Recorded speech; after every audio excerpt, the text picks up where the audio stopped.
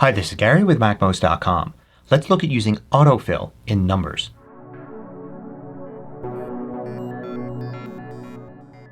MACMOST is brought to you thanks to a great group of more than 1,000 supporters. Go to MACMOST.com/Patreon. There you could read more about the Patreon campaign, join us, and get exclusive content and course discounts.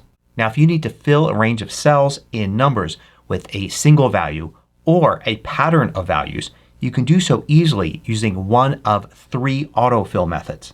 The first is simply to use copy and paste. So for instance, I'll put a value here in cell B2. Now if I want to autofill a bunch of cells, I could just copy that one value. And of course I could paste it in any other cell. But I could also paste it in a range of cells. So I could select this cell, drag the little dot at the bottom right hand corner of the selection to select a range of cells.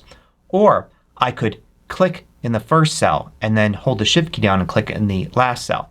And then if I paste using Command V, it will paste the same value in all those cells.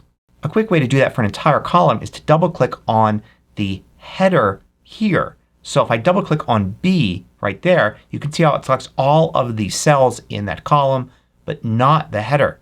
Same thing with a row.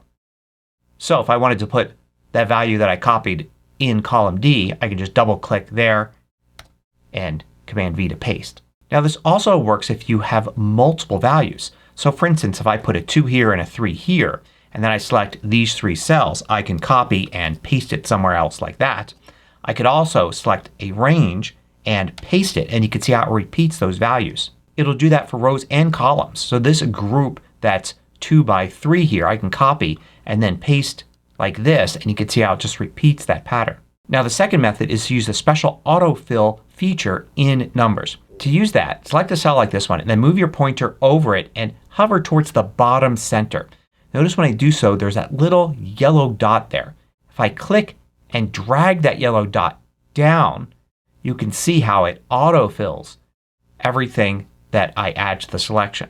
The same thing happens to the right. You can get a dot on the right side and autofill like that. Now what if I want to have a pattern of values? Instead of 1, I want to increment by 1 each time. All it needs for that is 2 cells to show it what the pattern is. So this is obviously increasing by 1. I'm going to Shift click to select both of these cells, grab the yellow dot at the bottom, and notice when I drag it gets that this is a pattern where it starts with 1 and increases by 1 for every row. And you could do the same for columns across like this.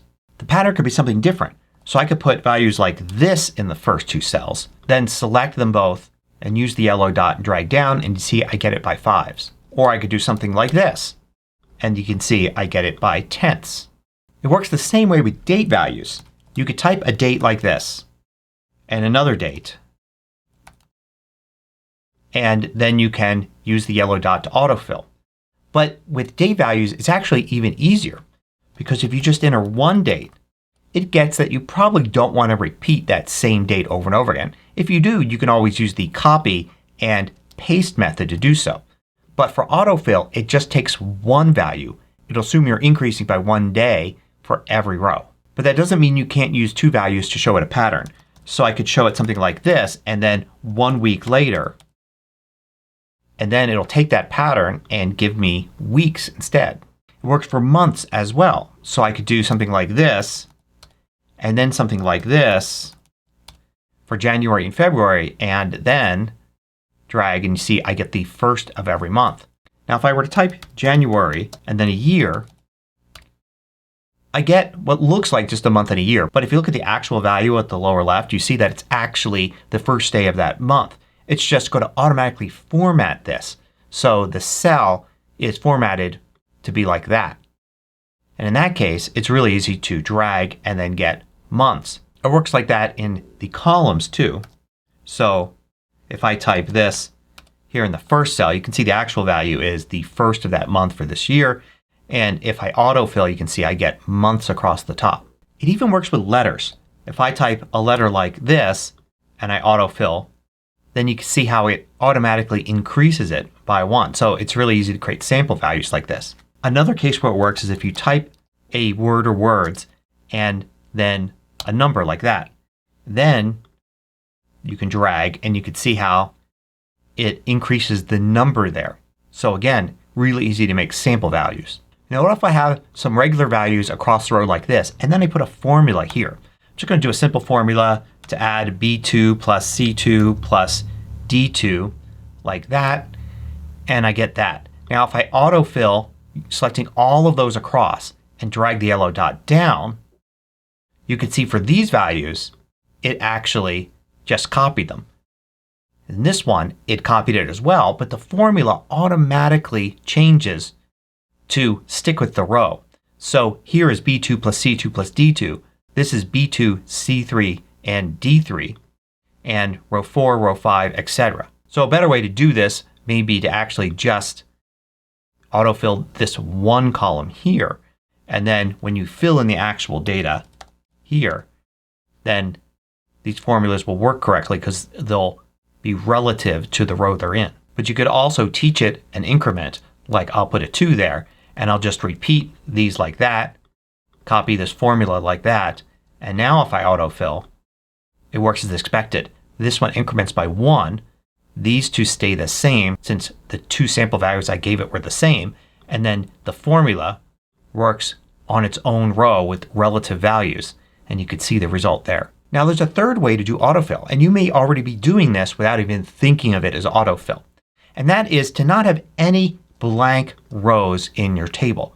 They don't really serve any purpose, so shrink your table to only include the rows that you have values for. Now when you go to add a new row, you can press return and look at what happens. The columns that had values in them are blank. They're waiting for new values. But the column that has a formula in it, that auto-filled.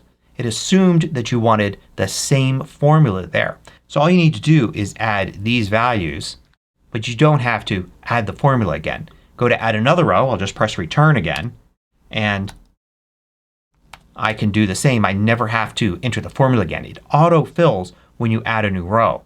And that works even if you have footer rows. So I've created a footer row here that just gives me the total, the sum of this column. Now if I go to the last actual data row and I press return, notice how it pushes the footer row down. It's separate from the data, and now I can enter new values in here and then press return to go to a new row and continue to add new values like that. It's always going to autofill the formula portion. So I want to leave you with one important tip. This pertains to the second method, the standard autofill function.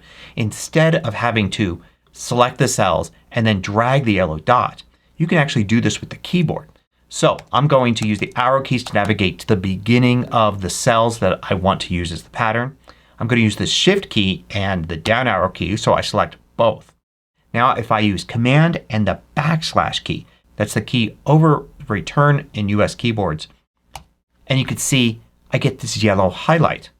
Now with the yellow highlight on, I can use the down arrow key to expand the autofill area, and it will autofill like that. And when I'm done, I can just press return and it exits that mode. And you can combine this with other keyboard shortcuts. For instance, Command down arrow will go to the last cell in a column. So if I select these two cells with Shift down arrow to select them both, and then I do Command backslash and then Command down arrow, I've filled the entire column. Hope you found this useful. Thanks for watching. If you liked this video, click the thumbs up button below to let me know. I publish new tutorials each weekday. Hit the subscribe button so you don't miss out.